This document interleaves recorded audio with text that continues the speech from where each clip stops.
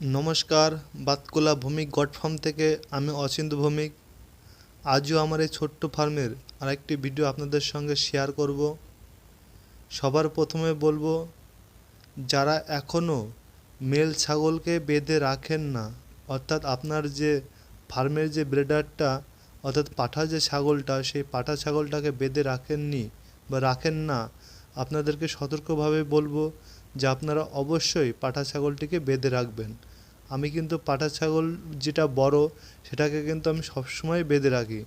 আমার আরেকটা যে পাঠা ছাগল রেডি হচ্ছে, এখনও পরিপূর্ণভাবে রেডি হয়ে পারিনি, সেই পাঠা ছাগল আমার কিন্তু একটা ক্ষতির সম্মুখীন দেখিয়ে দিয়েছে, তো আমার একটা ক্ষতি করে দিয়েছে।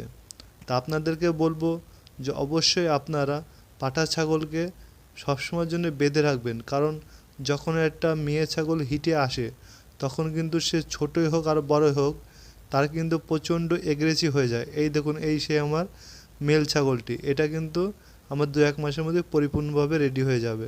কিন্তু রেডি হওয়ার আগেই একটা মেয়ে ছাগল হিটে এসছে, আমি বুঝতে পারিনি, কারণ রাত্রে যেহেতু হিটে এসেছিলো আমি অতটা বুঝতে পারিনি, যে কারণে আমার এই মেল ছাগলটি, বাচ্চা মেল ছাগলটি যখন আমি একসঙ্গে সবাইকে খেতে দিয়েছিলাম, এ কিন্তু আমার একটা দুর্ঘটনা ঘটিয়ে দিয়েছে। তা আপনাদেরকে যার জন্য সতর্ক করছি যে এই বিস্তারিত আলোচনা যে কি হয়েছিল তার একটা ভিডিও আপনাদের সামনে তুলে ধরবো।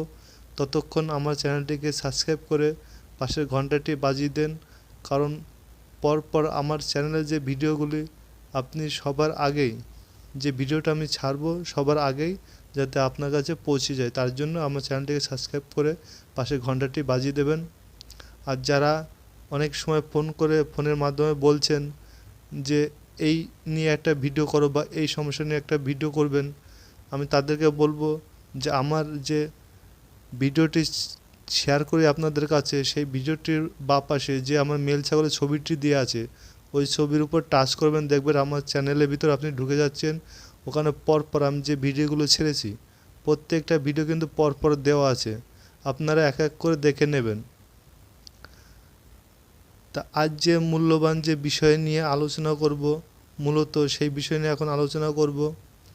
আমরা প্রতিনিয়ত যে দানা খাবারগুলো আমাদের ছাগলদেরকে খাইয়ে থাকি, সেই দানা খাবার আমরা যখন এদেরকে দিয়ে থাকি তখন কিন্তু একটা পরিমাণ মতন আমরা সবাই দিয়ে থাকি। বিশেষ করে নতুন যারা ফার্মারের সঙ্গে যুক্ত হয়েছেন, নতুন যারা ফার্ম পরিচালনা করছেন, অনেক সময় আছে কি যে একটু আনখেয়াল হয়ে দেখা যাচ্ছে আপনি দানা খাবারটা দিয়েছেন পরিমাণ মতন, সে সুন্দরভাবে সবাই মিলেমিশে খেয়েছে। কখনও দেখা যাচ্ছে আপনার ভুলই হোক বা কোনোভাবে ছুটে গিয়েই হোক, যেখানে আপনি দানা খাবার রাখেন সেখানে গিয়ে লুকিয়ে গম দানাই হোক বা ভুট্টা বা চালই হোক, ও পর্যাপ্ত পরিমাণ খেয়ে নেবে আর নিজের স্বাধীন মতন, কারণ দানা খাবার কিন্তু ছাগল খুবই পছন্দ করে। তাই এই দানা খাবার খেয়ে কি হতে পারে, কি কি সিমটম আসে ওই সমস্যা হলে, বা আমি কি কি মেডিসিন দিয়ে প্রাথমিক চিকিৎসা এবং কোন মেডিসিন দিয়ে এই রোগ থেকে আমি মুক্তি করে থাকি আমার ছাগলগুলোকে, বা শুরুতে আমি করেছি, এখন আমার এই সমস্যাটি আসে না, কারণ হচ্ছে আমি সেইভাবে সতর্ক হয়ে আমি দানা খাবারগুলো রেখে দিই। তা কোন মেডিসিন দিয়ে আমি সুস্থ করেছি, বা অনেক দাদা ভাই আমাকে ফোন করে জানতে চেয়েছেন যে আমার এই ছাগলের দানা খাবার খেয়ে পেটটা ফেঁপেছে, আমি কি করতে পারি, কি মেডিসিন দিয়ে একে সুস্থ করব।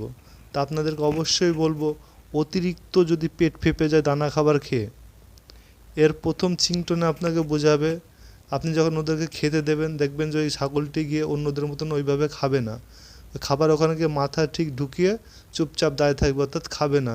সে কিন্তু জাবরও কাটবে না, সেটাও না হলেও দেখবেন এক জায়গায় নিজের মতো নিজে গিয়ে চুপচাপ দাঁড়িয়ে থাকবে, খাবারও খাবে না, জাবরও কাটবে না এবং হাঁটা চলাও কিন্তু কম করবে, একদম নির্জীব হয়ে চুপচাপ নিজের মতো নিজে দাঁড়িয়ে থাকবে।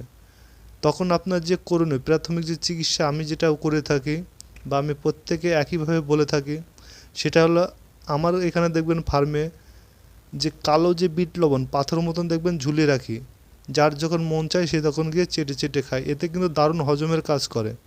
তা আপনাদেরকে বলবো, কালো যে বিট লবণ ওটা তো ফার্মে রাখবেনই, যখন ওই ছাগলটার পেট ফেঁপে যাবে তখন পেটে হাত দিয়ে থাবড় মারবেন, দেখবেন ঢপ ঢপ করে আওয়াজ হবে, তখন কিন্তু ওই ছাগলটি দেখবেন পায়খানা প্রস্রাব টোটালি বন্ধ হয়ে যাবে।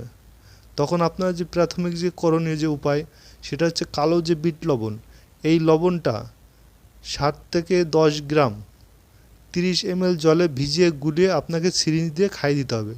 এই বিট লবণটা গুলিয়ে নিয়ে জলের সঙ্গে সিরিঞ্জ দিয়ে খাইয়ে দিতে হবে, কারণ ও নিজে নিজে খাবে না। খাওয়ানোর 1 থেকে 2 মিনিটের মধ্যে দেখবেন ওই ছাগলটি প্রস্রাব করবে, তার মানে অনেকটা কিন্তু ওর পেটটা হালকা হয়ে যাবে প্রস্রাব করার কারণে।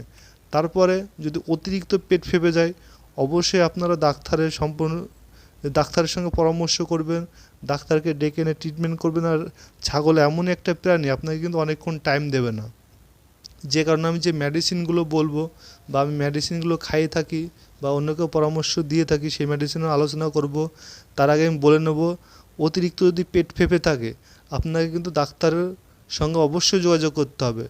যে কোনো ডাক্তার দেখা যাচ্ছে হয়তো অন্য কোনো পশুর ট্রিটমেন্ট করছে, তার আসতে হয়তো 2 থেকে 3 ঘন্টা লেট হবে, কিন্তু ততক্ষণ কিন্তু আপনার ওই পশুটি টাইম দেবে না। ছাগল এমন একটা প্রাণী খুব কম টাইম দেয়, অতিরিক্ত পেট ফেপে গেলে দেখা যাচ্ছে ওই ছাগলটা মারাও যেতে পারে। তার জন্য আপনাকে যে মেডিসিনগুলো খাওয়াতে হবে সেটা আমি এখন এই ভিডিওতে বলে দেবো। এবং ওই ডাক্তার দেখা যাচ্ছে 3 ঘন্টা পরে আসছে, ততক্ষণ দেখা যাচ্ছে আপনার ছাগলটি অনেকটাই কিন্তু দুর্বল হয়ে যাবে। যাতে না দুর্বল হয় তার জন্য এই মেডিসিনগুলো আপনি দেবেন। সেটা হলো বোলাটচল। এটা খাওয়ানোর নিয়ম, যদি 10 থেকে 12 কেজি বডি ওয়েট হয়ে থাকে তাহলে 10 ml করে এই এখন খাওয়াবেন, তার 1 ঘন্টা পরে আবার 10 ml খাওয়াবেন, তার 1 ঘন্টা পর আবার 10 ml খাওয়াবেন। আর যদি 20 কেজি বা 20 কেজির বেশি বডি ওয়েট হয়ে থাকে তার জন্য 20 ml করে খাওয়াবেন, এখন খাওয়াবেন, আবার 1 ঘন্টা পর যখন খাবেন তার ঠিক 1 ঘন্টা পর আবার 20 ml খাওয়াবেন, তার আবার 1 ঘন্টা পর আবার 20 ml খাওয়াবেন। পরপর 3 বার 60 ml খাইয়ে দেবেন টোটালে। এর সঙ্গে যে ওষুধটা খাওয়াবেন সেটা হচ্ছে ভিটাজিমি, যাতে হজমের ক্ষমতা বাড়ে। কারণ হজমের জন্য কিন্তু দানা খাবার যখন হজম করতে পারবে না তখন কিন্তু ওর পেটটা ফেপে যাবে আর খাওয়া দাওয়া পুরোটাই বন্ধ করে দেবে। তো হজম করানোর জন্য যে মেডিসিনটা দেবেন সেটা হচ্ছে ভিটাজিমি। এটা মানুষের ওষুধ, এটা অ্যালোপ্যাথিতে পাবেন। আগে যে ওষুধটা দিয়েছি সেটা হচ্ছে ব্যাটেনের ওষুধ, ওটাও অ্যালোপ্যাথিতে। আর এই যে ভিটাজিমি যে সিরাপটা, এই সিরাপটা খাওয়ানোর নিয়ম, যদি 10 থেকে 12 কেজি বডি ওয়েট হয়ে থাকে তাহলে 5 ml করে দিনে 2 বার, এবং যদি 20 থেকে 20+ বডি ওয়েট হয়ে থাকে তার জন্য 10 ml করে রেগুলার 2 বার। তা এই দুটো মেডিসিন এবং প্রাথমিক চিকিৎসার জন্য যে বিট লবণ খাওয়ানোর কথা বললাম, বিট লবণটা খাওয়ানোর সঙ্গে সঙ্গে কিন্তু ওর হজমটা বেড়ে যাবে, মানে হজমে সহায়তা করবে এবং সঙ্গে সঙ্গে কিন্তু প্রস্রাব করবে। আপনাদের কিন্তু বারবার একই কথা বলছে, সঙ্গে সঙ্গে কিন্তু প্রস্রাব করে 1-2 মিনিটের মধ্যে কিন্তু প্রস্রাব করবে। তা ছাগলটি অনেকটাই সুস্থতা ভাব চলে আসবে। আর অবশ্যই অতিরিক্ত যদি পেট ফাঁপা থাকে আপনার কিন্তু ডাক্তার সঙ্গে পরামর্শ করে ডাক্তার ইমার্জেন্সিভাবে নিয়ে আসবেন, তা নাহলে কিন্তু ছাগলটিকে হয়তো বাঁচাতে নাও পারতে পারেন। কারণ পেট ফাঁপাটা এমনই, যদি অতিরিক্ত হয়ে যায় সে কারণে কিন্তু যারা পুরনো খামারি বা ডাক্তার যাদের অভ্যাস আছে যে পেটের মধ্যে থেকে কিভাবে সিরিঞ্জের মাধ্যমে ঠিক যে রুমেন যে জায়গাটা বলে ওই রুমেন জায়গা থেকে কিভাবে গ্যাস বের করতে হয় সিরিঞ্জের মাধ্যমে, তারা কিন্তু জানে।